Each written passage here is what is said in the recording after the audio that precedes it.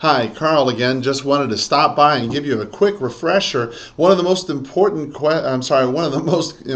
classes that we've had for the new agents here that has kept coming up that people would like to know is called the Moneymaker section.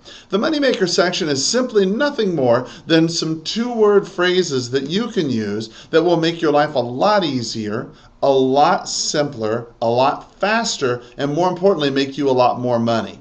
You see, it's said that in the Bible, that Samson went ahead and killed 1,000 Philistines with the jawbone of an ass. And quite frankly, just as many sales have been killed with the same thing from salesmen, the jawbone of an ass. When you talk too much, you end up going ahead and killing your sale.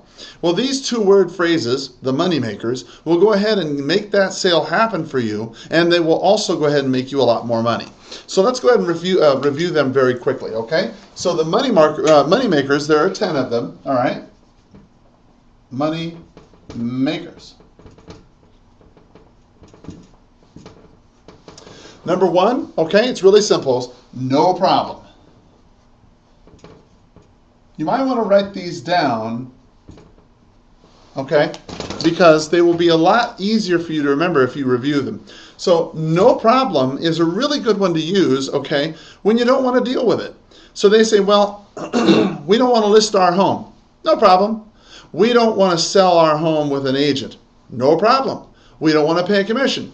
No problem. We don't want to go ahead and close on the 31st. No problem. We don't want to do whatever. No problem. No problem is a very neutral answer. It just simply acknowledges that they said something, and then you can move on. No problem is a great phrase to use because that will allow you to go ahead, address that you've heard them, and then move on to what's important, which is going ahead and getting them what they need. So no problem is a great moneymaker. Number two, I would. I would. I would is a great sentence to use if it makes your life a lot easier. So for example, when you're talking to them about listing the home, and they say, well, should we include the drapes? I would. Should I go ahead and include the dishwasher, should I include the washer dryer? I would. Should we go ahead and, take it as is? I would. Should I ask full price? Should I offer them full price? I would. Because think about it. What are you going to say that's going to add value to this? If they say something like, well, should I include the drapes? Well, no, we could go ahead and we could sell those, on a separate bill of sale. We could do this, we could do that. Really what you're going to end up doing is confusing the client. And at the end of the day, they're like, what am I supposed to do? They're looking to you for certainty. They're looking to you as a professional who knows what to do. And when you say, hey, I would, it makes it a lot easier for you and helps them stay focused on what's important, which is selling or buying a home, Not on the small details. Now, should I? That's number three. Should I? Should I? All right? Should I is a great one because it puts you in the picture. So, for example, when you're talking to a for sale by owner and you're talking to them about, you're previewing the place and they're wanting you to obviously keep an eye out for any buyers that you might have. And, should I include the washer and the dryer in the sale? Should I go ahead and put a lockbox on? Should I go ahead and meet with you at 2? That sort of thing. You put yourself into the picture because external to that, there's no reason for them to even consider using you. And they're accustomed to saying, yeah, you should do this, or yeah, you should do that. Should I make the closing date the 30th of the month? Should I go ahead and ask for them to pay for a home warranty? Those sorts of things for a buyer. Then that puts you into the picture. It begins an assumptive close pattern, which is something that you want to start doing. The next one, let's pretend. Let's pretend. Excuse me. Let's pretend, helps the client make a decision without living in it. So for example, you're talking to the client about buying the home or maybe even listing the home. Either way is fine. And they say, well, I don't know. I think we need to think it over. We need to sleep on it tonight before we consider listing our home with you. Say, great, no problem, right? Number one, no problem, okay? So let me ask you this, okay? Let's pretend that you did sign the listing tonight, okay? What's the worst thing that could happen here? Tell me. That starts that conversation up, okay? Or let's pretend that you did sign the contract tonight and I was able to get it under contract within a week for you. Would that be a benefit for you? Okay? Let's pretend. It helps them make a decision without actually having to commit to it. Remember, the mind will make the decision and then the hand will follow. Okay? So it's very important you understand in a buyer situation, okay, well, let's pretend that you did buy this home. Okay, where would you put the refrigerator? Or where would you put the furniture? Where would you put the bed? Where would you do this? Okay, would you go get new drapes? Whatever the situation is, but let's pretend that you did in fact do this thing that I'm asking of you. Okay, and that will help you a lot because it helps them think about it without actually having to commit to it. Okay, the next one, number 5. You sure? You sure is a great one because it will establish a weak yes. Okay, so for example, let's pretend that you're talking to the client. The client says, we're thinking that, maybe the 30th would be okay for us to close. You sure? Well, yeah. Okay. So we want to go ahead and list the home, and we want to include the washer dryer. Great, fantastic. I would, or whatever. I'm trying to think of another good example for you sure. Anytime you want to engender any kind of a weak yes, some kind of small point that you're wanting them to go ahead and accept. You sure? Okay. We want to go ahead and make an offer on this home. Great. Obviously that you wouldn't want to question you sure on that one. But you sure is a great one. So for example, that goes hand in hand with Zada yes, which is number 6, okay? And it's a little easier to demonstrate it this way. But number 6 is Zada, Z-A-T-T-A, that's a very technical term, Zada yes. Zada yes is a great one to use in conjunction with you sure because it will go ahead and solidify that answer, okay?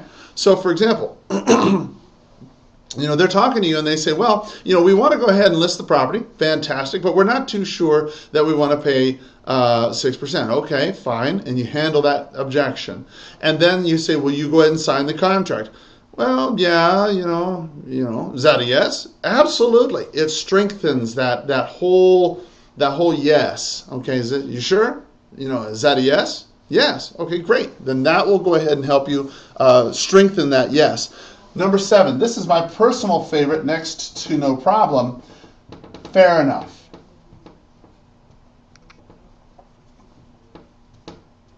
Fair enough. All right. Fair enough is a great one because this will go ahead and give you some kind of minor acceptance. All right. You're not asking them to sign the dotted line. You're not asking them some completely crazy question. You're not asking for them to sign their children over to you or join the Navy or anything like that.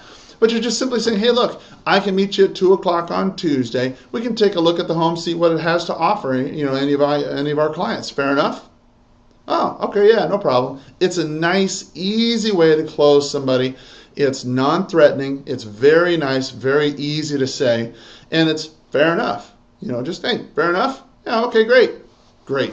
You sure? Is that a yes? Great. See you Tuesday. That would be a good example of that. Okay? Next. Any questions? Any questions is a great one to use too. All right?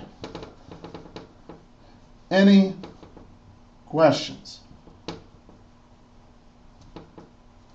This is when you're getting ready to go ahead and set up for the final close. Say, for example, when you are in a listing presentation. You've made your presentation, you've talked about the price, you've talked about what it is you're going to do to sell the home, you're all done, you've said what you're going to say. So folks, any questions? Okay? When you say any questions, then that says you're done. You've said your part, you've said your spiel, you're done, you're ready to go. It's time for you, Mr. Seller, to make a decision. Okay? Now you're sitting with the buyer. You're going over the comps. You found out what you think things are going to sell for in that area. You say, so we're thinking that it's probably going to sell for $145,000. Okay? Is there any other questions? Do you have any questions? Any questions? Things like that. That will cause your part to stop, and now it's their turn to talk. All right? It's important whenever you ask them a question, listen for the answer. Don't answer the question for them. Just say, any questions? And then shut up. Because the first person who speaks after that point loses. All right? So you want to make sure that you don't say anything after any questions. Okay? Any questions? All right. You sure? Is that a yes? Okay, good deal. All right, next. Be honest. Be honest. All right? Be honest is really good because it puts down a lot of importance on the next question that you're going to ask. Okay? It's sort of a psychological tool to go ahead and let them understand that, hey, look, what I'm about to say is very important, and you need to understand this. Okay? So when you say, now look, Mr. and Mrs. Seller, and be honest, okay? Is there anything that would prevent you from selling your home tonight? And be honest, okay? When you say, now Mr. and Mrs. Seller, and be honest, is there anything that would prevent you from selling your home tonight? Okay? Then in that particular circumstance, you've emphasized the fact that selling your home tonight is extremely important. So look at it from without saying be honest, okay? So Mr. and Mrs. Seller, is there anything that would prevent you from selling your home tonight? Versus Mr. and Mrs. Seller, and be honest. Is there anything that prevents you from selling your home tonight? You see how it has a little bit more punch, has a little bit more emphasis, has a little bit more power when you're talking to them? So when you're talking to your sellers, okay, be honest is a great question to use. Now be honest.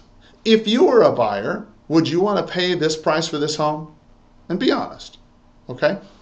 When you're talking to a buyer, it's also be honest is a great term to use. Now, Mr. and Mrs. Buyer, I understand that you want to come in low because you don't want to overpay for a home. But be honest. If you were a seller and you're asking $100,000 and you offered $50,000, would you take that? I mean, be honest. You see what I'm saying? So it adds a lot of power to what it is you're saying. Okay?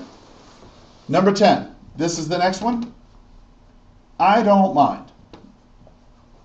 I don't mind. I don't mind is a really good one simply because it will go ahead and will let you offer to do something, okay? Because a lot of times people will think to themselves, well, look, if Karl comes out to my house to talk about selling the home, okay, or just to look at it, all right, then I may feel obligated to give him a listing or obligated to give him something or obligated to make him be the first one in line or obligated to do something. When you just simply put it out, hey, look, I don't mind. I'm going to be out in the neighborhood tomorrow anyway. Why don't I just stop by and take a quick look at your home, you know? And while I'm there, I'll see if it works for any of the people I'm working with, you know? I don't mind. Because it's as if you're doing something, but hey, it's just something you do anyway. You're out in the neighborhood, might as well stop by, right? Mr. and Mrs. Buyer, you know what? I don't mind. Why don't I meet you at my office on Saturday at 12 o'clock? You know, I've got to be in here doing some paperwork anyway, so I don't mind. Why don't you come on in? We'll talk. Fair enough? Right? Well, I suppose so. You know, is that a yes? Well, yes, it is. Okay, great. Fantastic. Now, hopefully these moneymakers, this has been probably one of the more favorite classes that I've ever taught. A lot of folks really like this to get a lot of value out of it. So study these ones, no problem. I would, should I, let's pretend, you sure, is that a yes, fair enough, my favorite, any questions, be honest, I don't mind. Ask those moneymaker questions and I think you'll find that you will make a heck of a lot more money. So hopefully that makes your life a lot easier. If it does, and this is something that you liked, then do us a favor. Help us out over here. And go ahead and make sure you like down there at the bottom, subscribe or comment if you have any questions, and we'll be happy to answer them any way we can. Thanks a lot, and we'll look forward to seeing you soon. Take care.